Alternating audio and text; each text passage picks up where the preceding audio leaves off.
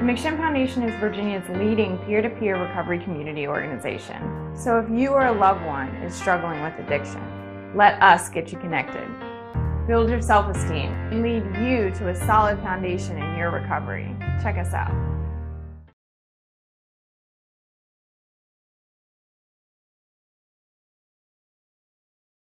We're going to get started here in about 60 seconds, so if you can wind down your conversation, work your way to your seat.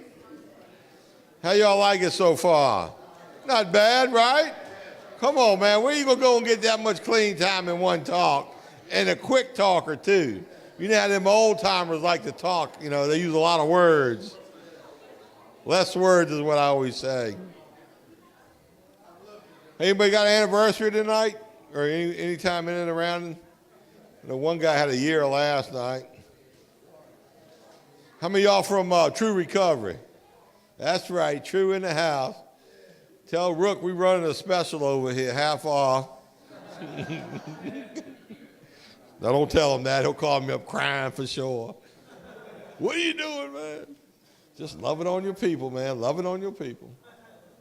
All right, look, next up, our next speaker, we're moving right along here. A woman I met when she came through recovery, early recovery. She, like the last couple speakers were pretty smart. I think this one's pretty smart too, because she's telling me how to do everything, which, you know, you got to like that in a person when they tell you how it's going to be. But anyway, she launched in her recovery and she ain't never looked back. I'm really looking forward to her 8 minutes of glory. Come on up, Simone. Warm welcome for Simone.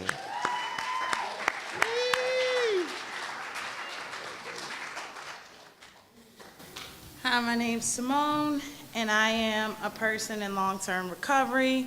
What that means to me is I have not found it necessary to use any mind-altering, mood-changing substances in a while. When I got clean, I didn't know what to expect. I didn't know what to do. I didn't know if I really wanted to be clean. I just knew I was in pain, and I didn't want to be in pain. And I also knew that the judge said I had to go somewhere, and I had an ankle bracelet on. Right? And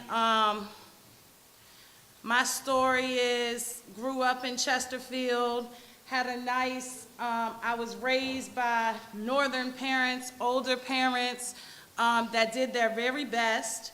And I was the youngest of 7, and nobody else had the disease of addiction out of my siblings but me. So like a brother owns his own business, sister a lawyer, nobody has any understanding as to why I'm catching charges repeatedly. I'm skipping school, like raised in the same house by the same parents.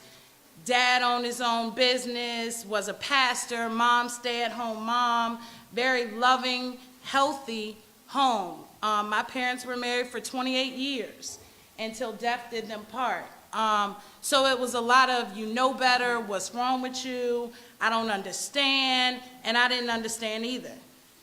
And then as the jails continued, I found my way into a RCO, McShin, by way of Henrico County. But it took me a long time. It took me maybe 7 arrests minimum before they even gave me the option to go to a RCO. I never knew anything about a RCO. I didn't know anything about 12-step programs.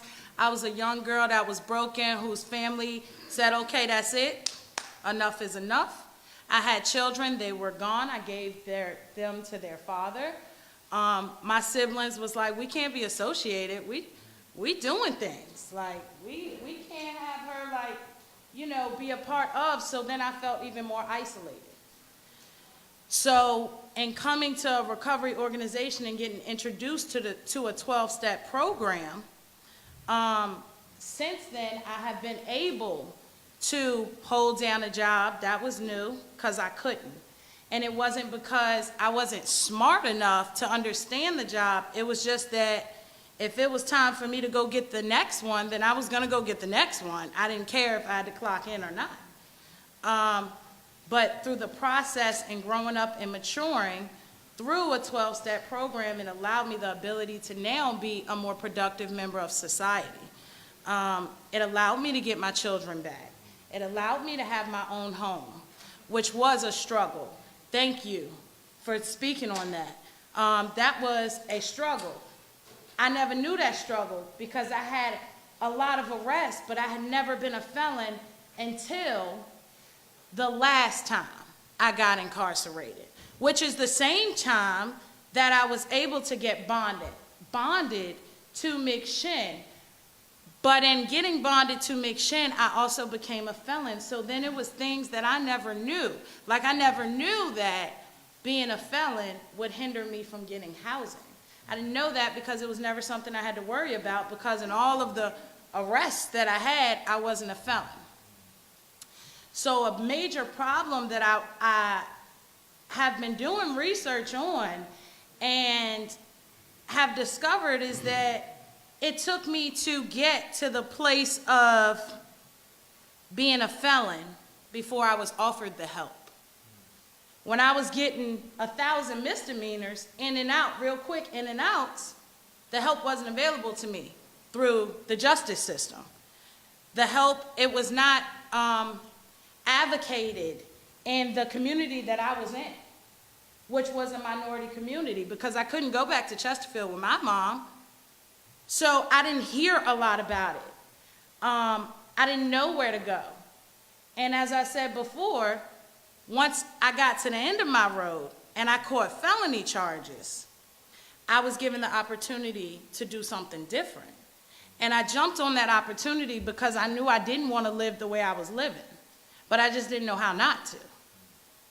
So for me, that was a problem because it took me going to way down.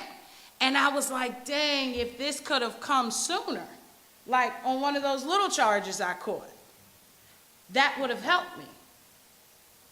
So in doing some research, I discovered that a large, as most of y'all know, I'm sure, majority of the jail population is minorities. Now, in it being majority minorities that are incarcerated, when they come home or when they're bonded, the funding, because a lot of people don't have families that have money, or once from my experience, my family had money, but they was done with me. So like, what do I do? I got nothing. What do I do? Where do I go? So in looking at solutions and the breakdown of the way that they do funding for RCOs and funding for people that have the disease of addiction is very chopped up.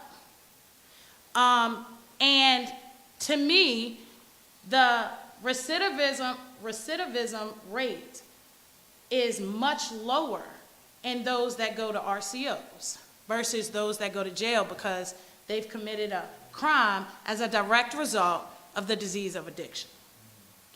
So if we could get, if we could start advocating for them to do more help with recovery communities, start advocating for the people that don't have a voice, whose families are not helping them, that doesn't have a lot of money, but they know they want to do something different.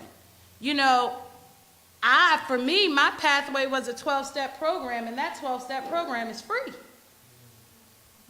But for those people that don't know about the 12-step program and they need a pathway, because as I've said, I felt very isolated because I didn't have the community that I even went to high school with, because I was totally outside of the county that I was from, that I grew up in. I didn't have that family because I was the only one that has the disease of addiction, so they didn't understand me. My parents, my father passed, my mom was like, I'm done. So then what do I do? But to have RCOs that has a community, right? A recovery community made up of people that understand me, that have peer-to-peer. So I feel like Even if you haven't done what I've done, you've done something similar. So if I felt like shit, I'm sure you had about 5 moments where you felt like shit too. So it just works, right? And for me, I found that if more funding could go to these places instead of like CSBs and like the interception, to go straight from the top and give it to these treatment centers that are actually helping to save lives, and to give it straight to recovery communities, so that then when you come out of the recovery community, more help can be provided to get licenses, to get housing, to better have a foundation once you leave the recovery organization. That was major for me, was to be able to build a network and get a job and have to pay fines to get a license back that had nothing to do with driving. I got to pay these fines to drive, you know, stuff like that. To advocate and show up in July when they're trying to pass the law to say that we don't have to pay court costs and fines for things that are not related to driving. You know, that goes in July. So to be educated on the things that will help, that's what I've been doing, is trying to make sure I stay educated, so that not just for information for myself, but people that have been where I'm at or that are gonna be where I'm at, and they're gonna need some information, and they're gonna need somebody to help them. And to me, the best way to do that is for me to get the information so that I can pass it on, because that's what happened when I got here. I got told, like, you know, you need to call people, Simone, you know, reach out. This person knows this real estate agent, and this company can help you do that. But it would not have happened had I not started building a network and being able to understand the importance of not feeling isolated. And I believe that we can have more organizations and communities like that if the funding is there. To have it all over, not just in isolated places, and not if you got $1 or $1 million, but if you have the disease of addiction and you want help. To be able to allow these people that desperately want help to get it. Jails, as I said, statistics show that people that do not go to RCOs, treatments, or 12-step programs go back to jail for repeating the same crimes. It's over 40% of people are going back to jail. But then you have the people that come out on bond, or they find a 12-step program, or they get involved in a recovery community, and they are not. They're not committing these crimes. They're helping bring down the stigma of addiction. They're being productive members of society. As I said, I was able to get custody of my children back. I was able to not only go through a RCO, but come back and work for the RCO. And get another job. Like, somebody trust me to do credit card payments? Oh my God. You know, but because I learned some things and I made a decision to do something different. And so I'm grateful for the recovery community. I'm grateful for the 12-step program that helped save my life. And I'm grateful for the information that has been given to me from people free of charge, because I didn't have anything. I didn't have no clothes. Henrico lost my clothes. I mean, I had nothing. So I'm truly grateful for all those things. Thank you.